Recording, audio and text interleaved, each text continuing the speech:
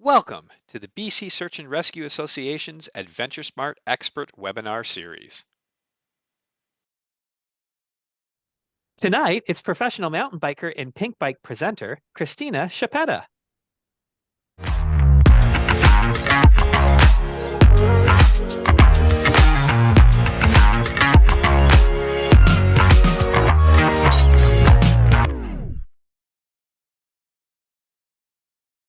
In the last 6 years, search and rescue throughout the entire province have rescued and helped 715 mountain bikers.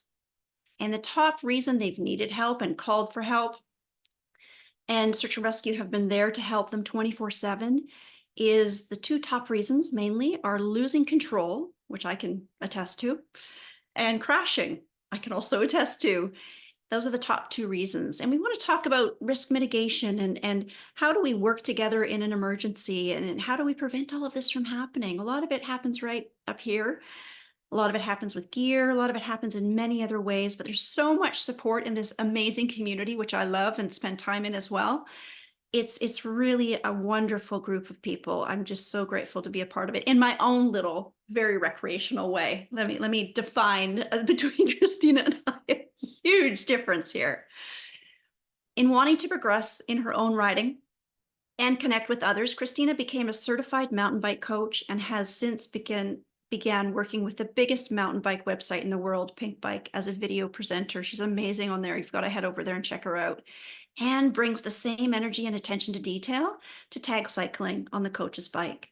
After moving to Whistler in 2012, not a bad spot to ride a bike, that's for sure, and completely immersing herself into mountain biking and the mountain bike community, Christina worked hard to gain those skills to become a competitive enduro racer locally and internationally. She's traveled a bunch. Her top race results have included 6th place finish in the Whistler Stop on the Enduro World Series and 2nd place finish in the pro women category at the Mountain of Hell in France, where she raced more than 7 other men and women on a 45-minute track from glacier to village. Pretty impressive. That sounds like a pretty exciting race. Sounds like a fast race. Lots of people there. Christina's love for the mountain biking sport shines through in every ride, and no doubt her passion will be on full display tonight. We're really excited to have Christina with us, and we welcome you to the stage, Christina. And thanks in advance for all you're going to share with us tonight. I can't wait to learn what you've got to say. Maybe it will reduce my crash rate. I'm not sure, but I'm hoping. Okay, the stage is yours. That was beautiful. Thank you, Sandra and Scott, for setting me up for success tonight.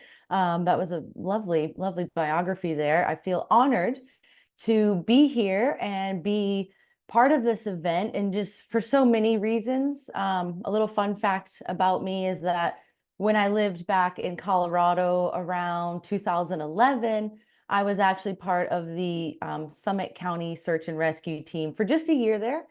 And I was one of the youngest members of the team. And so I absolutely respect and value what you all do for our communities. And thankfully, let's touch wood, I have not needed the search and rescue saving myself, and I've had to call, but that's because probably all of the information that I'm going to share with you this evening, I try my best to, be prepared for as many situations as I can, but the realities are that stuff just happens out there. And so I'm excited to share with you this little slideshow that I have made. Let me set this all up. And this is not my expertise. Usually it's just me and a filmer, and we're making a bike video, and we can stop and cut and edit anything out that we need to. So we're just kind of going run and gun here, but I've got a lot of notes and a lot of cool information to share with y'all. Again, thanks so much for having me. I moved to Whistler to mountain bike specifically back in 2012. I first started mountain biking in 2011, and I was 21 years old at that time. So a little bit later to the sport than a lot of the people that I ride with now, but I'm a big believer that mountain biking is for everybody, and you're never, ever too late to join in. I mean, some of the better riders that I know are in their 50s, 60s, 70s, and they just have so much experience and skills that they've developed over the years. And so I'm honored to be here and to be able to ride with those people. And after starting mountain biking, that's when I kind of went out and pursued a coaching discipline and certificate, because not only did I want to know how to speak to people, which does help with my job and just relaying the information on how to ride, but I just wanted to get better at it myself. I think a lot of people can probably sympathize with me in that you just jump into sports sometimes, right? You learn by just doing it and suffering and accidentally getting stuck on a double black diamond trail, and you bumble your way down and you do it. And so it was really important for me to have a little bit of experience in the beginning, but then take a couple of steps back and actually learn the correct way to do it. And I'll talk a bit more about that later on in the slideshow, but just wanted to give you my coaching background. Last fall, just before I had my ACL surgery on my knee, I went and got my level 2 certificate with PMBI, Professional Mountain Bike Instructors Association. And so that was honestly a lot harder than I thought it would be, but it felt so good to just challenge myself and do something for me, you know? And then it just relates to my job. I can then get on camera and do these videos that I absolutely love doing, like how to hit drops, how to ride rock rolls safely and confidently. And I just feel like going through that PMBI session was really important to learn the correct verbiage and the bike handling skills that I need. So then I can share it with the audience and feel like, okay, I actually know what I'm talking about. My video presenter job with Pink Bike was kind of an interesting one. People always ask me like, wow, how did you get this dream job? And the real story is that they kind of reached out to me. Back in 2019, I had some really great race results on the Enduro World Series, the Trans BC races that are like 6 days long. That was the year I did Mountain of Hell as well. That was an absolutely terrifyingly fun time. Would recommend. But then, yeah, Pink Bike kind of reached out to me and they thought like, okay, there's a local girl who knows enduro. You know, we need somebody that can speak the enduro language. And she seems to know what she's talking about on a bike. And so since then, I'm just over 4.5 years with them, and amazing job. I've been able to travel and just develop my skills on and off camera and get to meet loads of people in the time. And so I'm super thankful to be working with Pink Bike and now the Outside channel as well. And then my riding career. So like I said, I didn't start mountain biking until I was 21.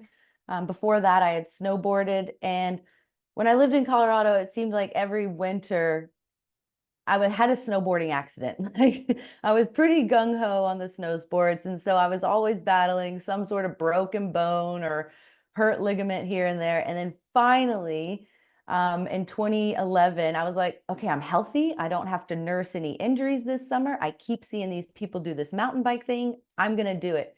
And so that summer I bought 3 mountain bikes. My first mountain bike was like a $500 hardtail, which I absolutely loved. It taught me the way. And then I was hooked. So I had to buy a $350 downhill bike, which looking back on it, absolutely sketchy. Maybe consider spending a little bit more money on a downhill bike. And then I bought a dirt jumper as well. So I really jumped into it full on.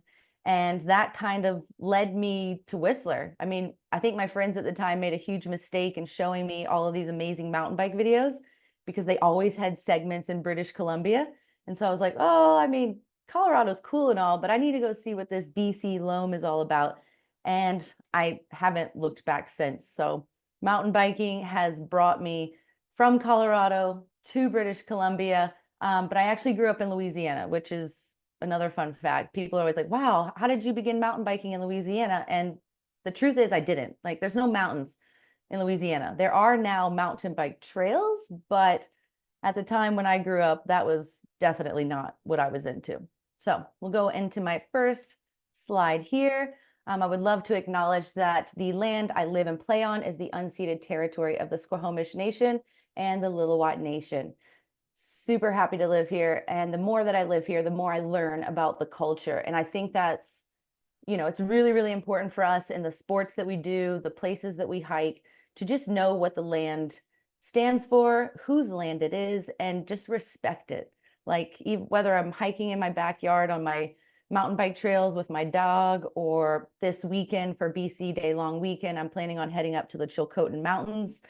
Yeah, just know where you are and respect the land, and just realize none of this is ours. Like, we're all just sharing it. So do what you can to give back. What mountain biking has given me? This picture here is actually on the top of the glacier of Les Deux Alpes mountain, and that's where they host the Mountain of Hell. The rider that I'm with is Jerome Clemens.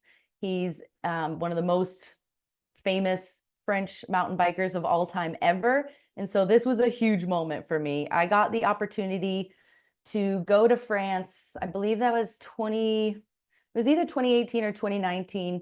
And I actually got that opportunity from my local cycling association, which is WORCA, the Whistler Off-Road Cycling Association.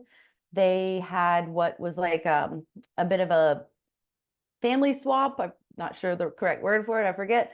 But we swapped with a family in France. They hosted a bunch of WORCA members at the time. The mayor of Whistler went there as well. And there was a competition. It was like, who wants to go to France? You need to write an essay and tell us why you deserve this opportunity. And so I mean, honestly, I didn't think I would get the opportunity to go to France on a fully paid trip and get to race the Mountain of Hell. So it was like 11 p.m. before the deadline. And I was like, you know what? I'm just going to give it a shot. And I really poured my heart into it. And yeah, WORCA means a lot to me. They've given me a lot of opportunities, and this is absolutely one of the coolest ones. I won the competition. I got to go to France. I had the ride of my life, and the Mountain of Hell is over 700 people at once. We start on the glacier and then we descend, I mean, 2,000 meters or something crazy, all through these little villages. And it took 45 minutes of pain on the bike. So that's just one thing mountain biking has given me, but that's definitely a standout memory for sure. It was really, kind of a love for the adrenaline sports led me to mountain biking. I started with snowboarding. I realized like, oh, I love being in the mountains. I love going fast and catching air and being on a bit of an adventure, whether it's backcountry snowboarding or with my bicycle. And so it just fits into my lifestyle. I don't think it's going anywhere anytime soon. I kind of told you my story of moving to BC in 2012. That was 100% prompted by mountain biking, and specifically the Whistler Bike Park. That was the place that I saw in all of these mountain bike videos. And so I was like, I got to go check out Whistler Bike Park. And then eventually in 2015, I finally did the time, did the paperwork. I became a Canadian resident. I'm working on my citizenship. It'll happen eventually, but I am stoked to be a resident here. And since I think it was about 2015 is when I kind of shifted my gears a bit. I really enjoyed downhill racing to begin with because, it didn't require a lot of pedaling. You get the adrenaline rush of racing downhill. And then I realized with enduro racing, I actually got to ride way more tracks. I got to cover a lot more ground and really get to experience these locations that I was visiting a lot more. And so I swapped over to enduro. I just loved it. It felt like just a big fun ride day with friends. And then in 2016, I started doing it a bit more competitively. I earned enough points to get into the Enduro World Series. And then with the Enduro World Series, I traveled to so many countries. I've raced in Canada, America, France, Spain, Italy, Scotland, Ireland, Madeira.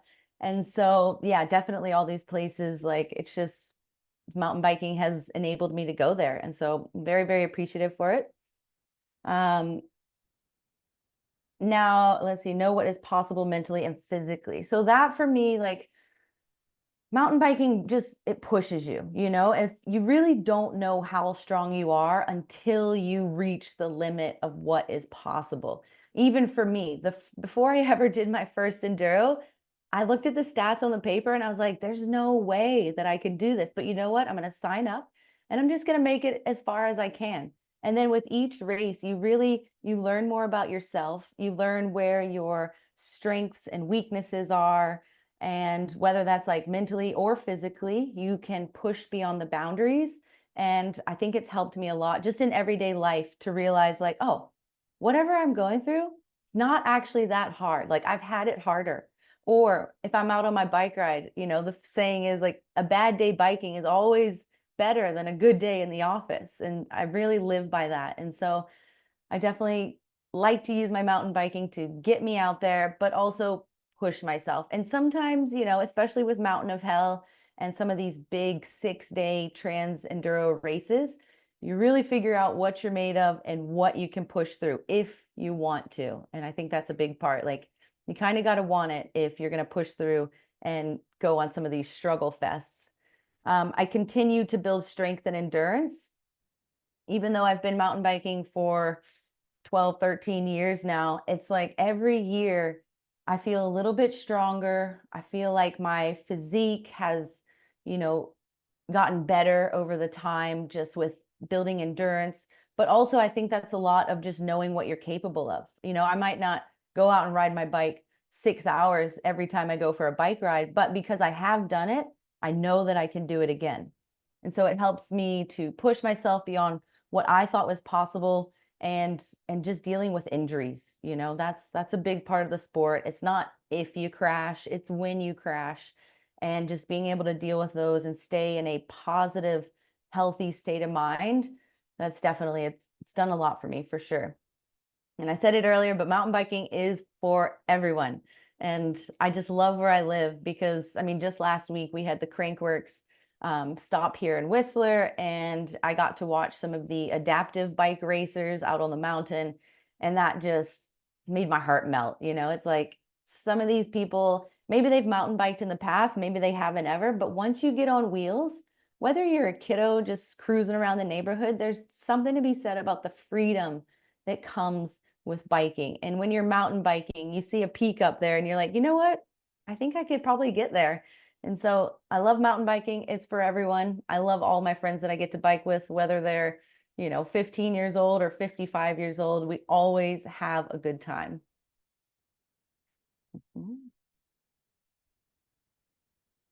For me, when I'm riding, it's really important to understand my surroundings. I think that's like one of the best things that you can do to set yourself up for success.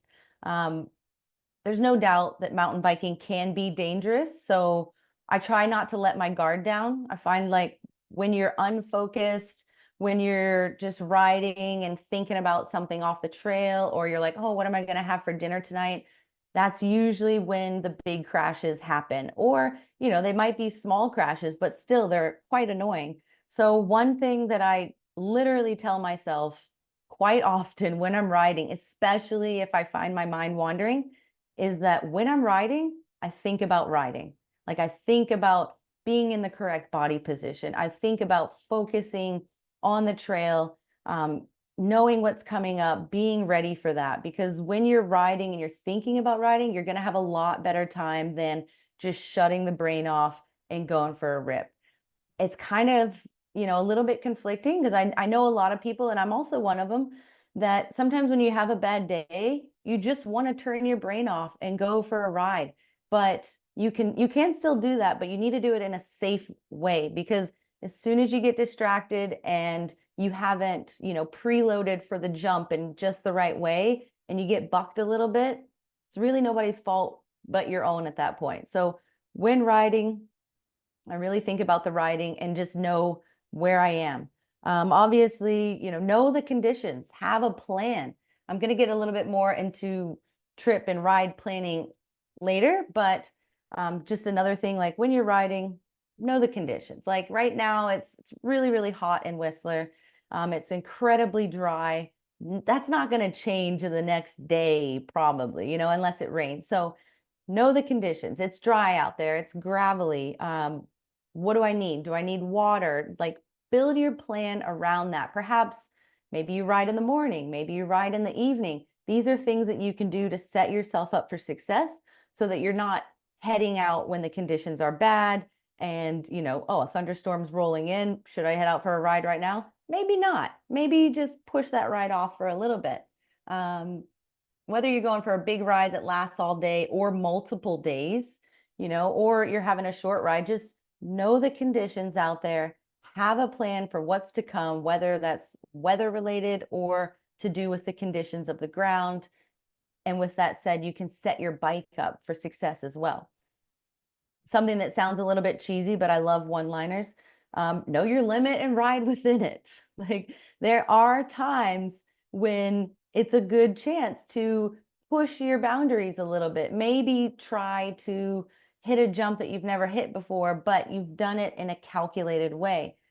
Something that I do quite often, and I really try to get others around me, and especially if I'm coaching, to understand, is like literally just measure stuff.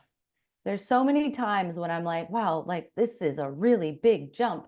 And then I just use my arm span and I'm like, actually, it's only 3 Christinas wide, which is about 16 feet. And I have hit a 16-foot jump before. I know what that feels like. And so I can really start to relay that to new features as it comes in. Same thing with a rock roll. It's like, if anybody knows In-N-Out Burger in Squamish, that is an incredibly long rock slab. But I tend to take something I've done in the past, kind of compare it to what I'm doing now. Okay, I've done a nice long rock slab before. I used this much braking. This was my body position. This is what helped me succeed. Now let's just apply it to this new rock that we've come encountered with. And yeah, it's longer, but in theory, you're following all the same steps. So know your limit, ride within it. Don't be pressured to do what everybody else is doing. I feel like that's such a 2024 thing. We see social media all day long. It's being shoved down our throats. And it's really easy to be like, oh, well, they did it, I can probably do it too. Try not to compare yourself to others. It's hard. I mean, it's just the time that we live in. But knowing what you're capable of and building on that, you're going to have way more success and just be able to ride for a longer time. Understanding your surroundings could mean using maps, especially if you're in new terrain. I'm heading out on a road trip in a couple of weeks. I've been using Trail Forks to plan a bunch of rides. I read the trail reports. I read the reports from riders that say they loved it, they hated it, they got lost here, maybe consider rerouting in that section. And so whether you use Trail Forks or not, there are other mapping devices out there. I think it's really, really important to have something with you. And if you can, get your hands on a paper map. Like, technology is great, but our phones should really only ever be that secondary device. And I'll talk a little bit more about that later as far as communication goes. But for sure with mapping, like, I always try to find a paper map to bring with me in case my phone dies. And then sometimes newer stuff like Trail Forks, they might not have every single trail on there. So it can be a little bit confusing. So just having those 2 pieces to compare side by side, super, super helpful. Definitely if you're riding a new area, like, it can be a bit twisty out there. So kind of know where you're going, or at least have a map with you. And then something that I think is important to talk about, because all over the world, we have different trail ratings. And a lot of us use the same kind of trail ratings, what we're probably used to around here, which is like green for easy, and then blue, and then black, and then maybe double black. And then where I live, we've got some of the pro lines. And I think it's really important to just understand the trail ratings for where you're going. So if you're heading off into Europe, they're going to have some slightly different trail ratings. So rather than just getting, miscombobulated and thrown off into the wrong section, know what it is that you're after. That way you can understand the trail ratings that are coming your way. There's a big difference between a flow trail and a tech trail. So even just knowing that difference is going to be helpful for planning out a ride and making sure that you are successful. And also understand your surroundings and that there are additional risks. Of course, we have to account for ourselves. We have to account for our bikes and our gear. And maybe, if we're riding with a crew of friends, we need to keep them into consideration as well. But where I live, we have bears, we have cougars. in the mountains where I'm going in a couple of weeks in Colorado, I know that every day around noon to 12 or 12 to 2 p.m., there's a thunderstorm that's going to roll through the Alpine. And so that is extremely helpful information to make sure that, you know, you have the gear that you need. Don't put yourself at risk and be in the Alpine in the middle of the day in the Rockies, because you're guaranteed going to encounter some thunderstorms and lightning, and that's super scary place. You don't want to be up in the Alpine exposed to that terrain or those, you know, risks perhaps. Bears and cougars, nobody ever wants to encounter those. And so just having bear spray, bear bangers, knowing how to use that equipment as well, even knowing the difference between a black bear and a grizzly bear. It's all super helpful information.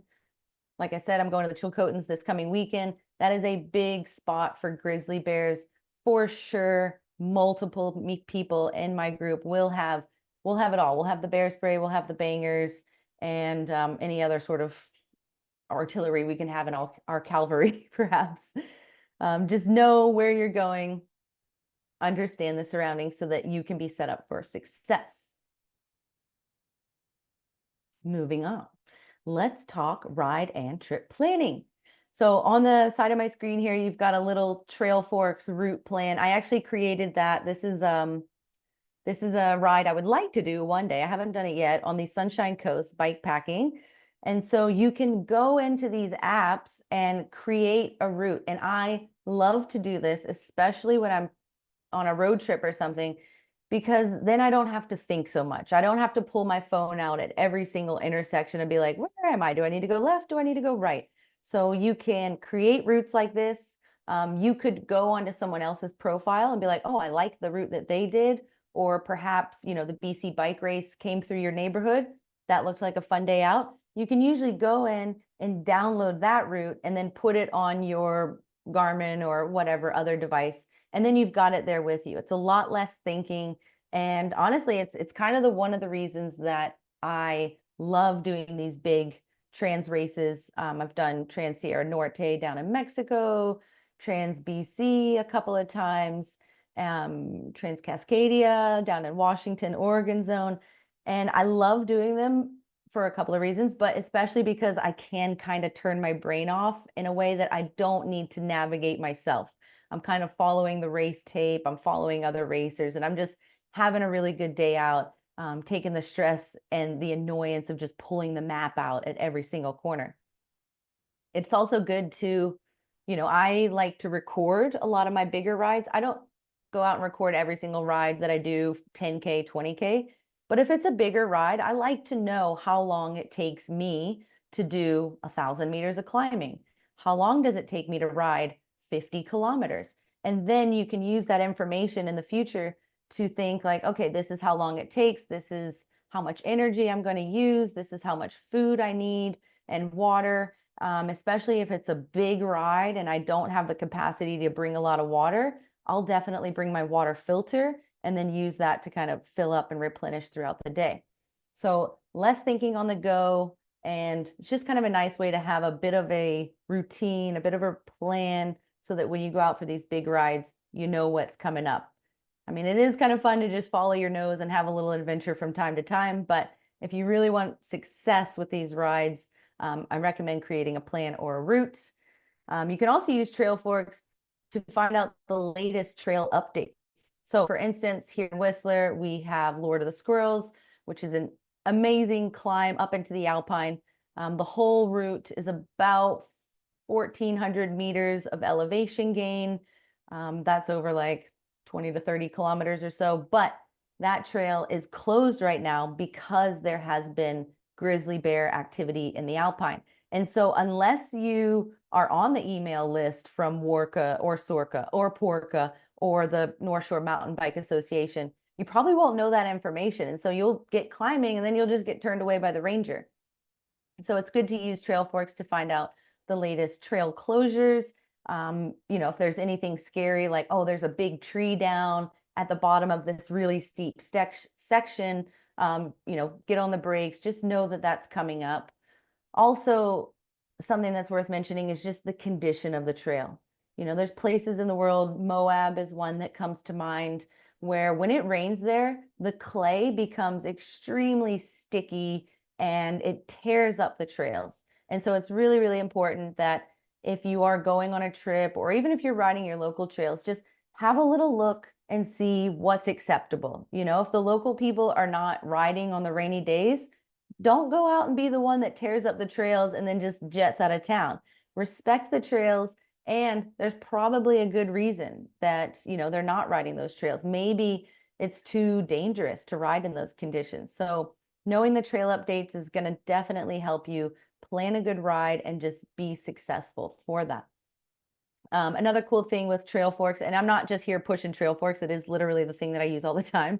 There are loads of other mapping apps out there as well. But the thing that I love, and Search and Rescue loves this as well, is being able to access the GPS coordinates. So if you're on trail forks, you can, whether or not you have data, as long as your GPS is working on your phone, you can find the GPS coordinate. And so if something does happen, we hope that it doesn't, but you can at least let others know where you are. And there's a new feature on there as well where you can actually call 911 and it will give them that GPS coordinate. And so you call 911, they then dispatch to the local search and rescue team if they need to, and everybody can find you in the best time possible. And then, yeah, they can find even just planning where you're going. Sometimes I put a little pin on my trail forks and I'm like, how do I actually get here? And so within the app, you can follow some prompts and find driving directions to that trailhead. So it'll use Google Maps or whatever other map device on your phone and get you over there. Super important. This is probably not new information for anybody, but it always deserves reiterating. And that is, let someone know your plan and when you plan to return. So if you're going on a huge alpine epic and you plan on it's going to take 4 hours, let someone know where you are. Let them know the route so that they know, the last point of contact, and then when you plan to return.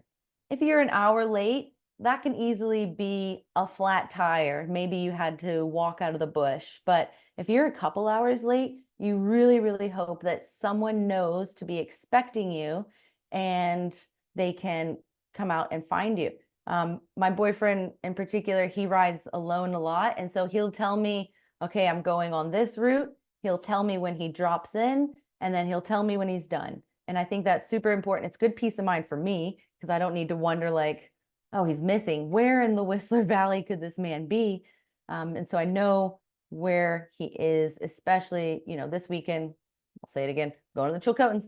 But I will let people know where I am, and I do have my GPS, my Garmin InReach that I'll bring with me. I'll talk more about that later, and they can follow me with that as well. Plan for the weather, especially if you are going into the Alpine. Things can change very quickly. Even just from the base of Whistler Mountain up to the top of the world at the peak chair. I mean, it can be extremely cold up there. It can be windy. Sometimes it can be snowing and raining up there, and it's not doing anything in the valley. So just prepare when you're going out on your ride. Are you going to be changing elevation a lot? Do you maybe want to bring like a little puffy jacket to stay cool when you're up there and perhaps you're a little bit sweaty? You want to keep the wind off of you. It's all good stuff to keep in mind. And then, just looking at my notes. Oh yeah, something that I do pack, especially if I am going up into the cold Alpine, are little heat packs, like little hand warmers. They can save your fingers. Like sometimes it's so cold, you just can't even feel if you're using the brakes or not. And so something like that, before you drop in, you're going to have a much better ride. And then something that I don't think is talked about enough, it's maybe more important in the winter, but for the women out there that are wearing sports bras, they get very cold when they're sweaty. And so in the winter, especially, like you're skinning uphill or you're snowboarding all day, you're breaking a little bit of a sweat, just holding that cold, wet temperature around your core right here can be extremely dangerous. So, I mean, I know people that if they're out enduro riding, they'll climb maybe in a shirt or a sports bra, and then they'll actually change at the top so that they're warm and safe and can keep that core temperature regulated a bit better. Something that doesn't get talked about much, but it's definitely worth considering. Cold versus warm. I'm a bit of a baby when it comes to warm weather, not gonna lie. Even though I grew up in Louisiana, I do not like being overheated. I have suffered from heat exhaustion before once when I was racing in Italy. It made me have to quit the race. I think that was the first DNF I had ever had, did not finish the race. I took myself to the ambulance. I didn't feel so good. I was projectile vomiting, and they put me in immediately, took me to the hospital, gave me the IVs, and it was a really, really scary time. And so I think just knowing the difference in heat stroke versus heat exhaustion is really, really important, and knowing the signs to look out for. Sometimes we can, maybe be a little bit oblivious. Maybe we don't realize how hot our internal temperature is getting, and it can become very, very scary very quickly. I'll share with you just a quick story from the other day. I was driving through the Whistler Valley. We saw this gentleman who was leaning over his road bike, like on the side of the road. Like, he just looked in a really bad body position. He almost looked like he had maybe crashed in the gravel on the side of the road and he was just getting up out of it. And so we pulled over. Thankfully, some other people and driving by also pulled over. And he was in bad shape. He was for sure struggling from heat exhaustion. He was from the United States. He said that he had ridden 90 miles that day. And this was when we were in our like extreme heat warning weather a couple of weeks ago.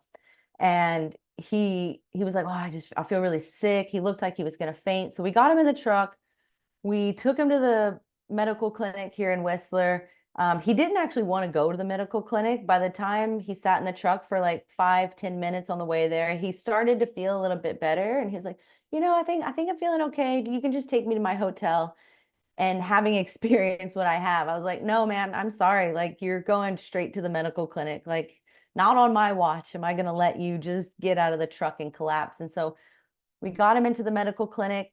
He sat down in the wheelchair, and then he immediately just vomited everywhere over the clinic. And he was bad. He hadn't lost consciousness in the time that I was with him, but he certainly looked like he was going to. And so I felt really, really good about my decision that day to take him to the clinic. I hope he's doing good. I actually haven't checked up on him, but Antoine, if you're out there, let me know how you're doing. But that's just the variety of it, right? You've got the cold, you've got the hot, and you've got everything in between. So when you're riding, when you're planning a trip, take all of that information into account.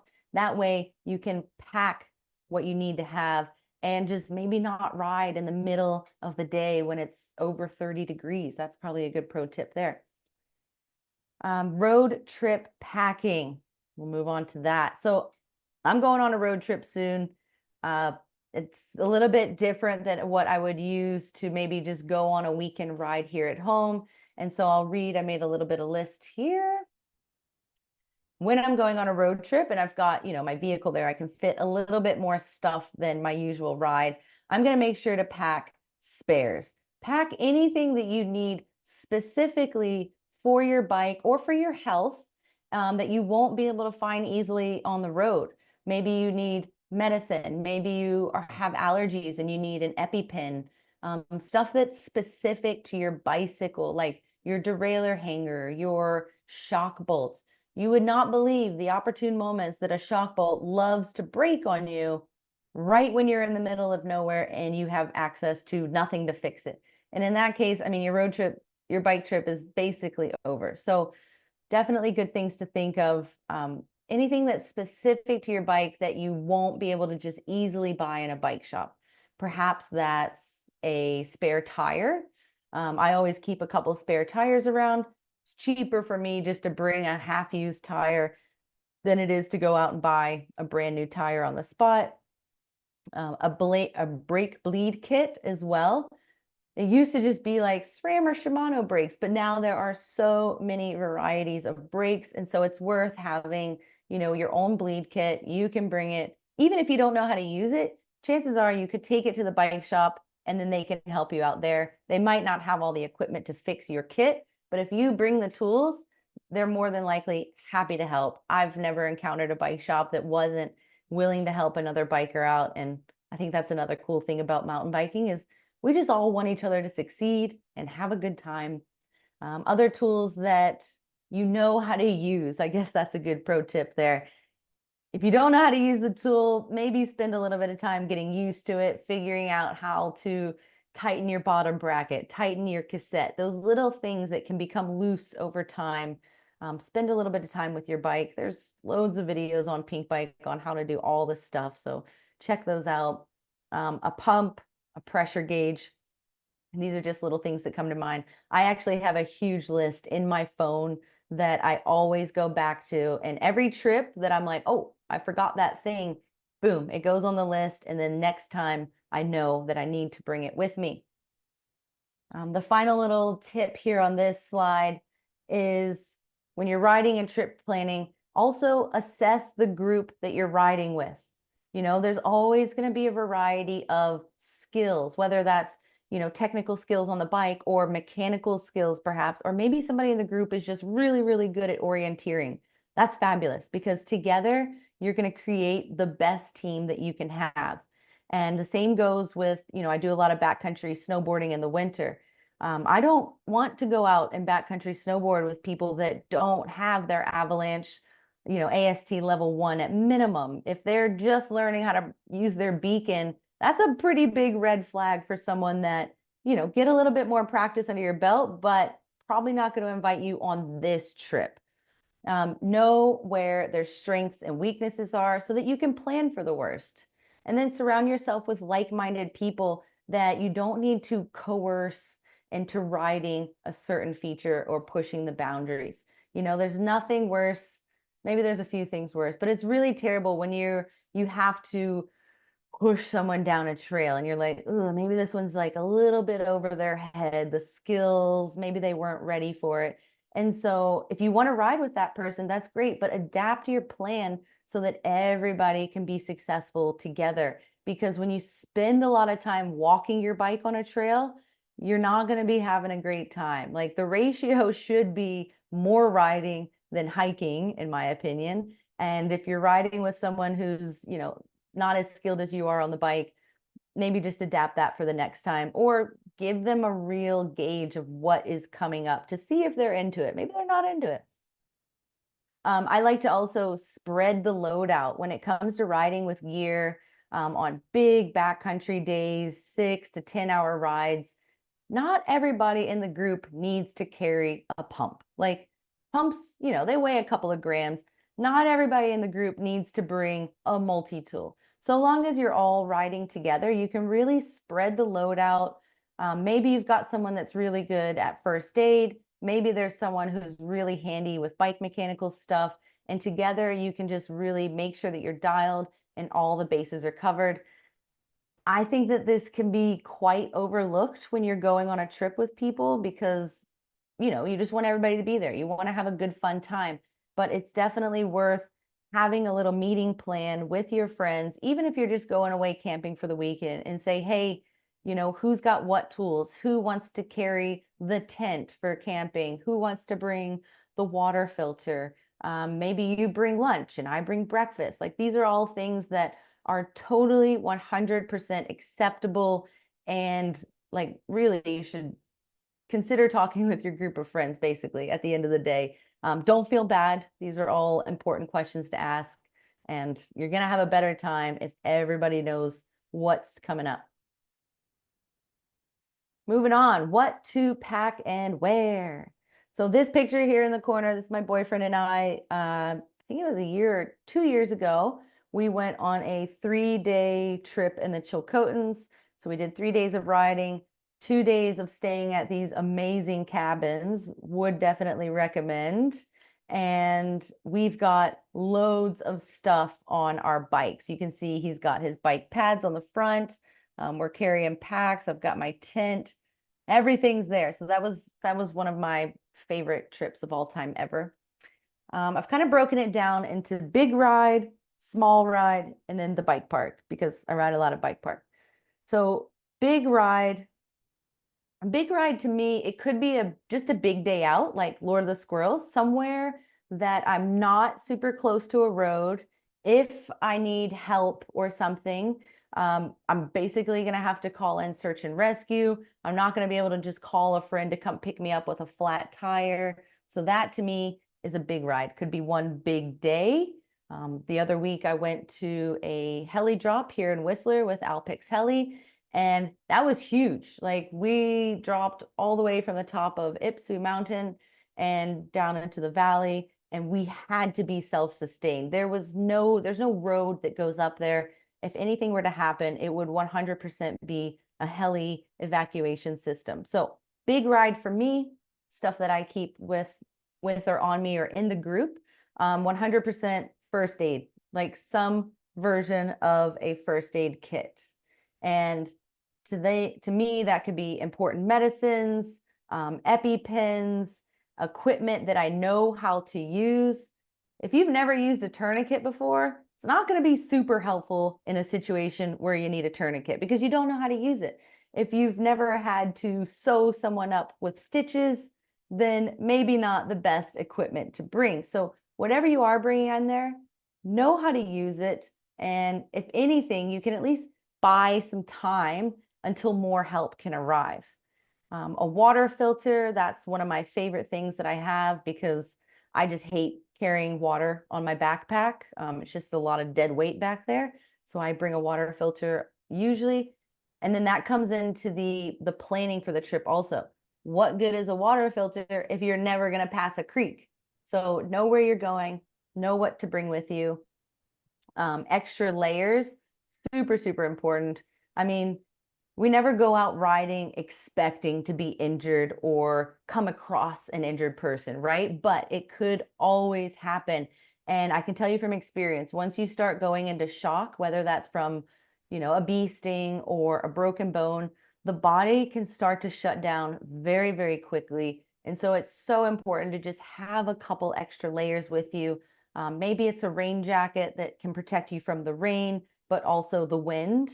Maybe it's a little down puffy jacket that folds up to like the size of nothing, but it's going to offer a lot of warmth in that situation, or just an opportunity to get a patient or victim off of the ground. Wool is a great, great layer that I wear a lot in the summer because it's going to keep you pretty warm in the alpine. It's really good if you get it a bit wet as well. And then a space blanket. Like a space blanket to me, just those little fold up silver blankets. They're incredibly useful for keeping people warm when they need to be warm. So it takes up literally no space in your pack. Definitely put it in there. Additional to that, for my big rides, I'll bring some sort of a GPS device. So I've got a Garmin InReach, and with that InReach, people can see where I am, so they can follow my checkpoints and see like, okay, she's been stuck in this, spot for a long time. What's going on? With my Garmin, I can also send messages and receive messages. So if something does happen, I can either send an SOS, and that'll go to the local 911 and then search and rescue if it needs to, or I can send a message to my contact person and they can help as well. Mapping and know how to use it. I think that's a skill that in the 2020s, maybe we don't get taught that quite so much, how to use a map, but it's definitely a skill that's worth practicing, knowing how to use it, because like I said earlier, your phone is always secondary to the actual physical thing. Phones can die extremely quickly in the backcountry. If you accidentally have too many apps open or your light is too bright, they can die quite quickly and in the cold. So I always have a map with me. And that's a great tip, by the way. Also, like when you have your first aid course, because having the kit is not enough, right? When you to the point about the cell phone, that's not really a good flashlight. Have a proper flashlight if there's a chance that you're going to be out. We only have time to go through quickly what you also bring on your small ride and bike park. Then we need to get into questions. Oh my gosh. Okay, sorry, I'm jamming too much. I'll breeze through this. I love those pro tips you just shared though. And then small rides. So small ride for me is spares to fix any mechanicals so that I can just get back home or to a bike shop. Most of this stuff I keep on my bike at all times so that I never have to worry about packing it. And that's going to be a tube, a chain brake tool, maybe some tape. You know, if you need to tape up anything on your bike, your derailleur brakes, tape it up to your bike, a pump, multi-tool, and tire levers. When you're out there, like sometimes it's so hard to get a tire off, just chuck a couple of tire levers in there. Layers that I might need for a small ride, obviously water and snacks. And then when it comes to the bike park, you know, some people ride with a pack. I tend not to, just to keep it honest, because I'm pretty close to the road and you can get help. Here in Whistler on your season pass, there's a phone number to the patrol. And so just the other day I was riding the chairlift and I passed a little dude under me that had crashed and he was crying out for help. And so I called patrol from the chairlift. I got patrol on the way so that they could help out this guy, something worth checking out. And then full face helmet, bike park protection. If you're going somewhere like top of the world where you're going to be still in the bike park, but a little bit far away, I will bring some spares and tools because it's a long way to walk out with a flat tire. First aid in emergencies, we just talked about that a little bit. The crew here likes to use the analogy here, stop, which I'm pretty sure relates to stop, think, observe, plan. It's way too easy to get flustered when something goes wrong. This picture here is an indication of a time that things went wrong. My friend Lisa and I were riding with the crew in Whistler. She went OTB, and the scariest thing about that situation was that she was immediately going in and out of consciousness. So we immediately got on the phone, we called 911. We were actually close enough to a road that they sent the ambulance. They didn't have to send in search and rescue. And it was really scary. So we had to keep her stabilized. We weren't sure exactly what her injuries were. You know, we protected her neck. She ended up breaking her scapula and dislocating her shoulder in that crash. And so it was a really, really scary time. So when stuff happens like this, you know, think like, okay, what did they crash on? Like, are there more obstacles and more dangers that could be around that we're not taking into consideration? We're just jumping into the scenario. Think like, okay, who needs to call for help? Who needs to go to the road and signal in the ambulance that this is where we are? Are there other dangers available? And then start building a plan. For this situation, we had to get her in that little stretcher out of the forest. So we had to clear a path out that was safe, that nobody was going to trip on and break an ankle. So first aid, big ride, big day for Chilcotins, for example. Everything that I kind of talked about earlier, what to bring, basically equipment that's going to buy you time. Like unless you're a nurse or a doctor or an EMT, you're going to use all of your first aid experience, but sometimes you need a bit more help. And so anything to buy time. If someone's bleeding, that's a big, big thing. Like we need to stop the bleeding as quickly as possible. Having a tourniquet, knowing how to use it. And then one thing that I picked up in the last couple of years is called an Israeli dressing. And it's just basically a huge pad that you can just put on the person and wrap around it and create pressure. So know the number to call for 911. If you're in North America and other places in the world, it's not 911. So it's really important to know who to call and when to get the help that you need.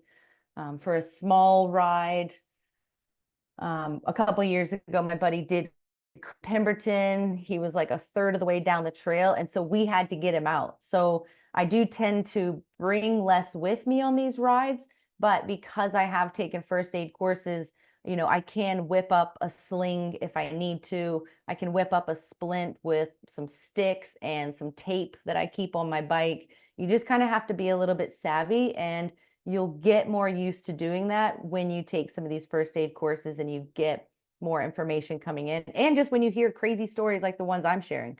I didn't think I'd have this many stories, but look at me go. Something I always say to myself and other people is just when in doubt, walk it out. I'm coming back from ACL surgery. And so any big ride that I go on is a big deal. Like it's a exciting day in the books for me, but there are still features that maybe I rode them last year, but I come up to them this year and I'm like, you know what? I'm just not feeling 100% confident today. Or maybe the rock's a little bit dusty, or maybe it's a little bit slippery. It just rained. And it's okay. When in doubt, walk it out. There's always another time that you can go ride and tee up those features. And then this is my final slide. I know I'm taking my sweet time here, but one of the more important slides, community involvement. So where I live, I'm part of the WORCA Association, the Whistler Off-Road Cycling Association. There's so many locally. There's the Squamish one, the Pemberton one. I know North Shore has their own as well.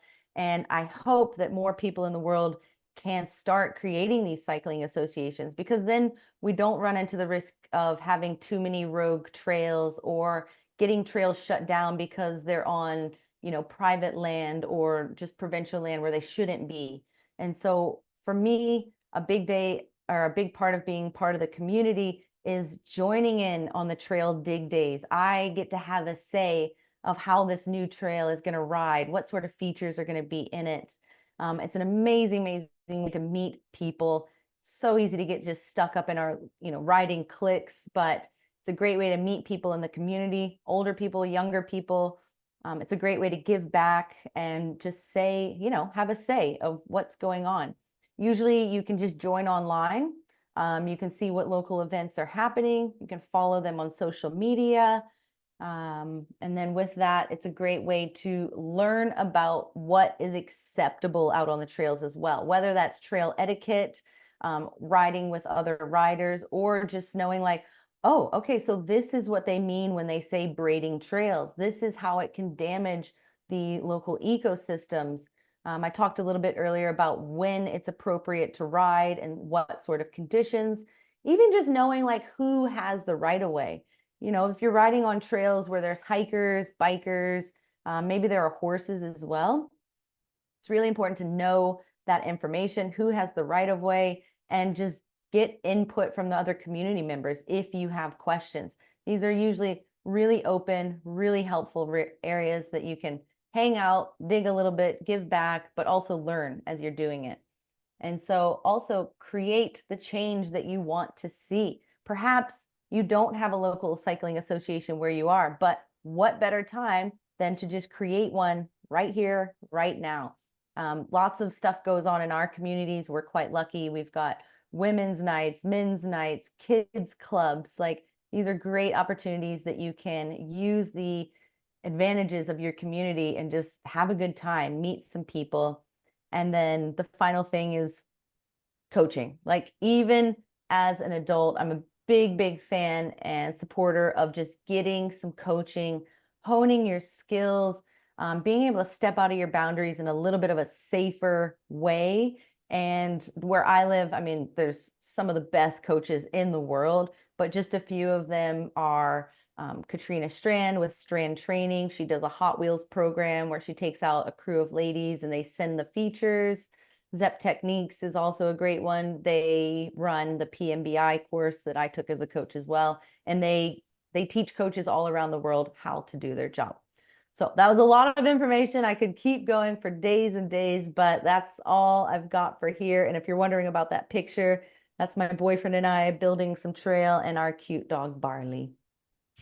Like, honestly, that's the reason why we have the experts here, is because they can tell us a lot of information. And it is a shame that we only have 35 to 45 minutes here.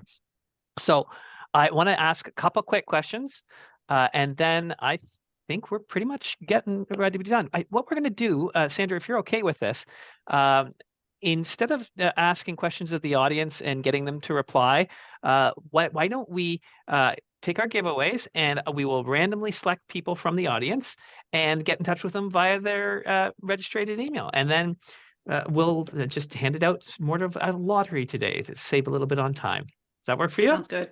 Yep. Okay. Great. So here's a question. One person asks, if something is a new trail to everyone in your group, do you walk the trail first? And how do you decide if you need to like walk it and investigate it versus you just bomb it? Well, for me personally, I love riding new trails. That's like what keeps me engaged in the sport. And so I tend to just ride within my line of sight. I won't ride a new trail at 100%. I actually never ride at 100%, even when I'm racing. You always got to keep a little bit in reserve there, but I'll ride within the line of sight. And then as soon as you can't see something, that's a good opportunity to yell stop. I do that a lot on trail because bikes don't have brake lights, right? So if the first person leading out the train is just having a good old time and skids on the brakes, that just creates a huge pile up. So if I'm in the front, I'll be like, stopping, I'll pull over, and then I'll check the feature out. Because if you can't see something, we don't know if it's a drop or a huge roll into the black abyss, or maybe there's a tree down. So I love to ride new trails. That's how I would approach it. Just ride within your limit, have fun within your line of sight. But then if something comes up and it's blind, absolutely get off the bike, look at it, and then decide if you want to ride it or not. Makes sense to me. Another person asks, just a super quick one here.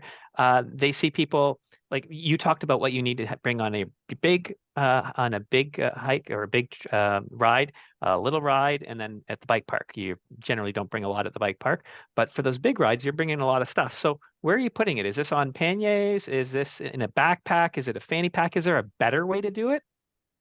I think everybody does it differently. So lately, in the last couple of years, a lot of bikes come with these frame storages in the down tube, and you can fit a lot in those frame storages. I tend to have at least one spare tube in there, and I'll put my little layer, like my little rain jacket or my little windbreaker in there. And then I personally don't like riding with a backpack. I just don't like the pressure on my back. And so I tend to ride with bibs, like a bib chamois. So I've got pockets in the back of my bib. And between those pockets in my bib and then my short pockets, I can carry a lot of stuff. And then the picture that I had on there with my partner and I in the Chilcotins, I actually use little ski straps, and I will strap I usually put like my knee pads and stuff on my handlebar, because then I'll take them off when I get to the top of the climb and I'll put them on. If it's a really big day out and I need like a full foot long Subway sandwich, I will carry a pack. But some people love the fanny pack. I just got a running vest recently, and I really like that for the big rides because it's super, super lightweight. And then the more stuff you eat out of it or use, just the lighter it becomes. So find out what you have and then just find out where to fit it. You can tape a lot of stuff to your bike. I'm a big fan. Marvelous. What about you, Sandra? What do you use for packing your stuff? Yeah, I used to wear a pack, like just a mountain bike pack, which is a little bit smaller, obviously, than a hiking pack. Fit everything in there. I transitioned to a fanny a few years ago. I just love the freedom on my back. I like the comfort and the safety feeling of the pack on my back, but I also love the freedom now of that movement in my upper body to wear the fanny. And I can fit everything in there pretty strategically. I do the same thing as Christina. I strap a few things to my bike, strategically place things so they're easily accessible, and it can take out what I need in that fanny. It's full, but it works well for me, and I've seen a lot of people go that route, and it's comfortable. I actually Marvelous. did. I put my bear spray. I'm going to bear territory. I Sure. put my bear spray in a cut-off water bottle, and then it fits in my water bottle cage. So it's really accessible, because what's the point of having bear spray if you need to like stop and wrestle it out of your backpack? Exactly. I was just talking about that the other day. Just don't confuse the two. No. I was talking about that the other day with someone, and we were talking about, because we always talk about training, right? Training, practice, no matter if it's an avalanche transceiver or your bear spray. And are you right-handed or are you left-handed? So where is that little area for your finger to go to grab the bear spray? Is it on your right side? If you're right-handed, is it on your left side? How do you brake? When do you grab? Like, these are silly things to talk about, but they're not silly things at all, because you need to be able to react habitually about where's that spray? What hand am I using? Just automatically. And is that on the right side to actually get it out there and do what I need to do? Just a small little thing. Don't bring equipment that you haven't practiced with and you don't have training with. Very good. Because it's not going to help you. No. I think that's pretty much it for our questions. There are some people we didn't get to, and my apologies for that. But we would love to have you back, perhaps in a future series, because obviously there's a lot of information we could download from you, and we can only have so limited time. So thank you very much for that. Thank you so much. And if anybody in the comments does have a question for me, reach out on Instagram. I try to read all of my messages. I will for sure get back to you with as much information as I can. Perfect. Oh, I'll thanks put for your that info on opportunity, there. Christina. I know that's how we communicated a little bit throughout this summer as well. Mhm. Well, as we wrap up this evening, it also wraps up our summer. And I'd like to thank again, Scott, for all your expertise. It's always polished and well done. Christina, I could sit here forever and ever. It's so applicable to what I do, what I love in my own little recreational way, but I do spend a lot of time out there. So I'll see you soon for a few other reasons. And thank you to everyone who joined us tonight. Thank you to everyone who joined us all summer. Again, we had 10 awesome webinars, 13 expert guests, concluded it in style with Christina, and everyone here that was participating in watching, educating, entertaining, and laughing with us along the way. You helped yourself. You've helped us. So we've learned along the way. And you've definitely helped. And thank you on behalf of all of the 3,400 search and rescue volunteers in the province of British Columbia. You've made a big difference. Enjoy the rest of your summer. I know I will. Keep safe out there. If you need help, remember the number is 911. There's no charge for rescue. And please stay in one spot until they find you. That's a really important piece to remember. And we'll see you in the winter when we come back for a winter series to be announced over the months ahead. Thanks, everyone. Take care. Good night, everybody.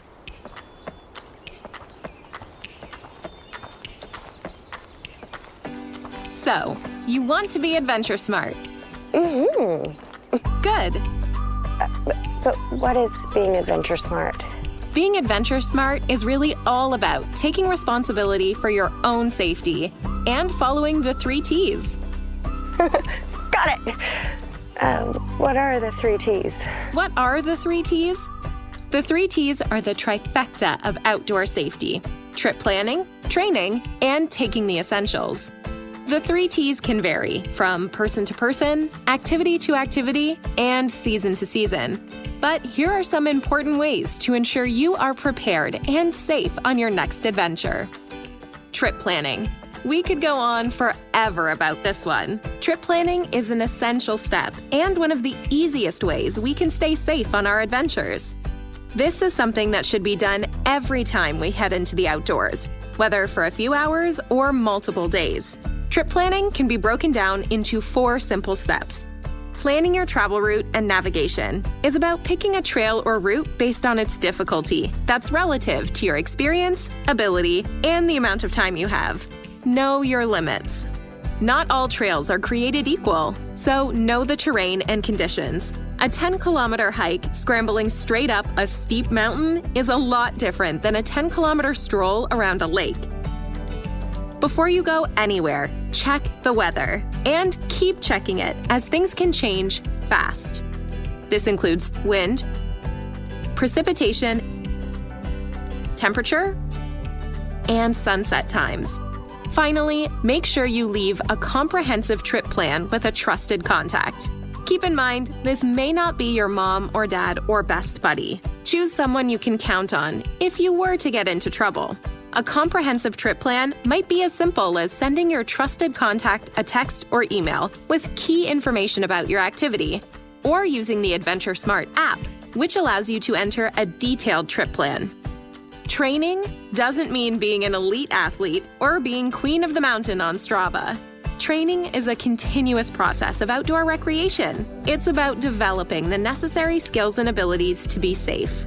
This might include working your way up to that big summit hike, taking a few courses to expand your wilderness and backcountry knowledge, navigation and route finding courses, or even learning more advanced skills like rescue and emergency training. You have planned and trained. Now make sure you take the essentials.